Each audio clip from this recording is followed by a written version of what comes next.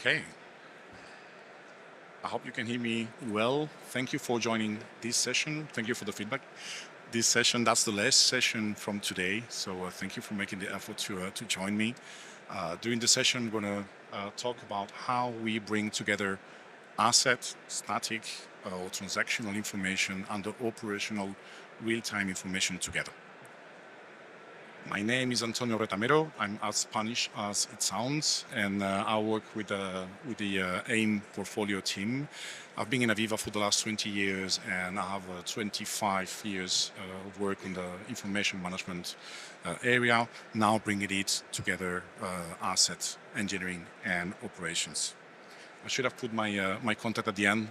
You don't know yet if you would like the session, but here you have my details. So before we go into how we bring that information together, how we can visualize that information together, I think there's some clarification on the problem we're trying to solve. So of course we all know that the amount of data that is generated and has to be handled by companies, no matter the industry, is increasing exponentially. We still see today that increase over 26% more every year, and that's in volume of data to be stored and managed. That's the first issue for managing and bringing that information together. The second one is about access and actual usage of that information. Over 60% of the information that our customers store is not used at all because they don't know how to access it or it's not properly contextualized.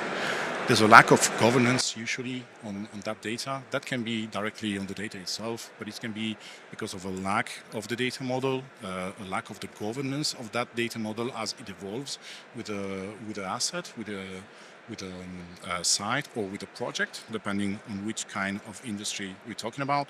And there's usually a gap between what we have in engineering and the asset project and what we have into operations. And usually this is seen over the handover, where whatever we had from the engineering doesn't go into the operations, and we need to start from scratch, feeding or customizing all the operations and maintenance tools. That's the issue that we're trying to solve. So it is about visualizing that information together in a single place, single glass of information if you want. But before that, there's all the things that we need to do. And for us, what is also important is to be able to collect that information, standardize that information, contextualize it, and validate it. It doesn't make any sense to bring all that data together, all that information together, if it's not contextualized properly and if it's not validated before giving it to use to the end user or to make any decision about it. That's why, for us, our digital backbone is unifying and contextualize that data based on rules. I'm going to talk a bit more about that, and having a proper data quality governance on the data and on the data model. From there, we can start making decisions based on that data, and we can bring them both in the on-prem and the cloud solutions. So I'm pretty sure you've seen a similar picture of that over the different sessions, how this data, how this information is siloed today. We see that really as an opportunity to make the most of that information. Is already there, already stored and already available. And we have all kinds of sources. We can have everything that is related to 3D models, laser scanning, 3D capture, drawings or schematics. We can have document management systems that are going to provide all that documents for us to consume, maintenance, MES, alerts, events, real-time data, and also some things more simple like structured data, Excel files, registers in general. So what we try to do is to bring all that information together before visualizing it, bring all data sources together, contextualize as a one single and shared source of truth. And how does it work? There's no magic in there. We have some rules that come from your business, that can come from your company. Thanks to those rules, you're going to be able to capture the information from those different data sources. I don't care if it's an intelligent P&AD, if it's an Oracle database, any other kind of system or the 3D model. Interpret that information. So thanks to you on your naming rules, I'm going to understand what is that object, how can I classify. validate that information, and again, we're using for that the rules that you or your industry define. Is the naming okay? Is the value in the right range? Is the value in the right list of values? Do I have all the information that I need to that particular asset? If I have my 25 attributes or properties that I need to move forward into operations and maintenance, consolidate that data and show it in a contextualized data. And once we have done all of that, that information can be available to all the stakeholders in the company, all the different personas, whether it is through just data integration and visualization into dashboards, to have that data, that validated data available for analytics in our platform, to have that data available for query through natural language models. Of course, if that data is structured and contextualized, it's easier, to do our queries on it. And finally, to have a true and trusted digital twin. On the Connect capabilities, we're tackling really the two first capabilities. Connectivity, of course, we're collecting, storing, and contextualizing all kinds of data. Again, as I mentioned, can be documents, can be static or transactional data.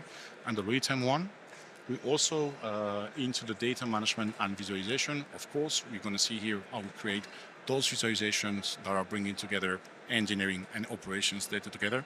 But I believe that we enable all of the others. We are improving or enabling collaboration because that data is going to be visualized maybe in a different way, but is the same validated and trusted data by the different consumers, the different stakeholders. We enable the AI and analytics, so all the natural language queries are going to go through much easier once my information is contextualized. And finally, regarding the applications on Connect, you, our partners, AVEVA can create new applications that will use this data as a source.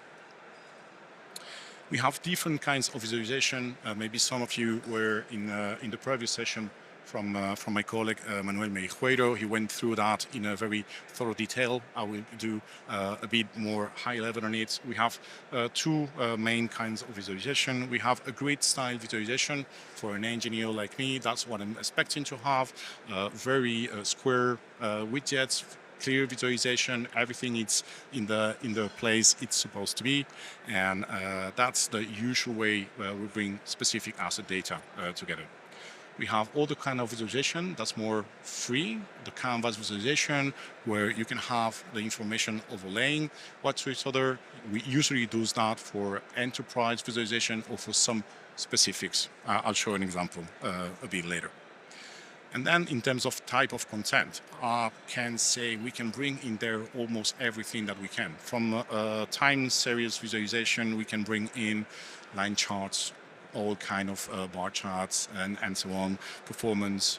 From the engineering or asset side of things, we're going to bring in there 3D models, documents, P&ADs, all kind of schematics without any need of the original data source, because all of them have been translated to a neutral format that we can use.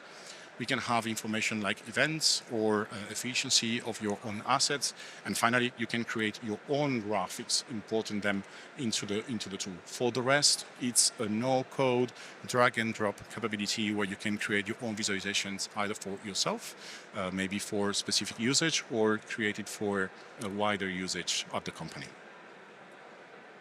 So on the left side of the screen, you have this grid kind of representation. Again, for an engineer like me, that's what I expect to get when I'm querying or questing information on a specific asset. And on the right side, you have a bit more freedom in how I can visualize that data with a proper background and maybe some more colorful information for that. We use that also for home pages, access to the environment, so each company can have its own layout and feel represented on the usage of the tool. I have a couple of videos for you in order to see how all of these work together.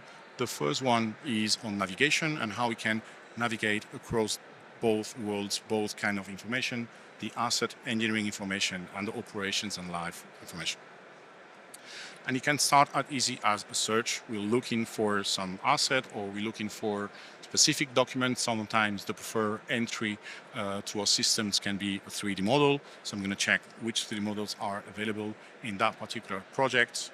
and start navigating from there with all the usual 3D streaming capabilities to be around your specific asset.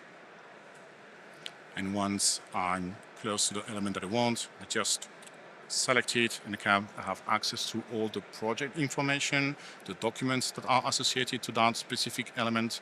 I have all the different widgets components of the visualization that are contextualized for that specific component. So I'm seeing its information, its real-time data. I have my Power BI reports filter on that specific element, and I can have a different context for the time, a different context also for the asset. So I'm going to pause it for a second. So if I change my asset, look for a different asset, in this case for a different pump, all the elements that I included in my visualization are going to get updated and are going to show the information to that particular pump. And also the different widgets are going to be connected between them. So if I select anything on the diagram, on the PNAD, my 3D is going to be updated. In this case, my intelligent picture is going to be updated. So all the information gets updated and is interconnected without any effort from the user. Just showing some additional capabilities on the 3D to have a clearer scene. And I'm just checking time, should be okay. And from there, using that information, the asset information, I can then apply visual reports to have a visual representation of the information directly on my model. Sorry for that. The next one is a very short example on how to create a dashboard, on how to create a visualization. Again, my colleague Manuel, he's around there, did a clear explanation of it this morning. And just taking one example, I'm going to create, of course, a great visualization because I'm going to be able to snap all my elements to that grid. I'm going to select the object I'm going to work with. In this case, is one of my pumps. I'm going to define just which widgets I want to visualize.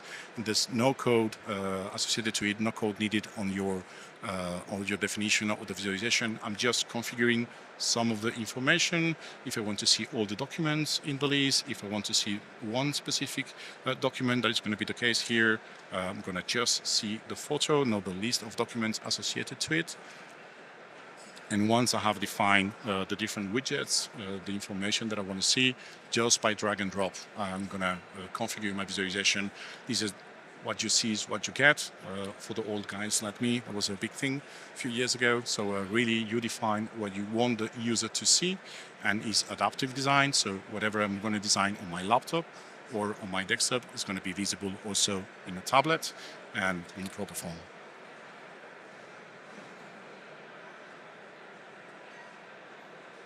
And once I've got everything adjusted properly, I can save that, and then can be saved only for my personal usage, or that can be shared with a company or with my team. So we can create more advanced visualizations for company usage, and they're going to remain there. But I also can bring together some real-time data, some PNAD, some standard operation procedure for a specific job that I have to do on the field, and bring my tablet with me when in front of the actual equipment I have to work with, have all the needed information on that particular equipment.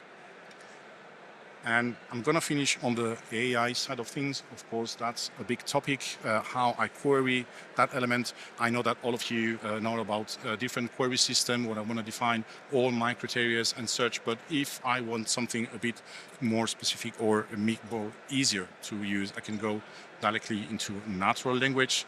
In this case, I'm going to work on one specific motor in my project, and I'm going to be able to ask some generic question on the motor. I just ask him, I'm going to ask for an overview. I'm going to zoom into it right now. I'm going to ask for an overview, so it's going to bring me engineering information. What is that motor? Which documents I have on that motor? I can ask which is the pump that the motor is feeding, and going to extract that information directly for the relationship between the tanks. So I know the pump that motor is feeding, and I can query the system about the system itself. So if I have already a dashboard or visualization that I have created and it's linked to that pump, I want to see that in the list and have the capability to directly navigate to that specific visualization. Sorry, I think it went through too quick. Trying that again. So I can jump into that visualization and see the information of the pump. If my question is bringing back documents or is bringing back other assets in the system, I can also navigate to those specific assets or to those specific documents without the need to search again or bring that information from any of the queries. So I'm playing that again because I think I skipped the last part of the video. So I'm querying about the motor itself, querying about the pump it's fitting, asking for a visualization. It's going to bring me the visualization with an URL, and then I'm going to be able to navigate to that specific visualization, and it's also bringing me the real-time information on the pump.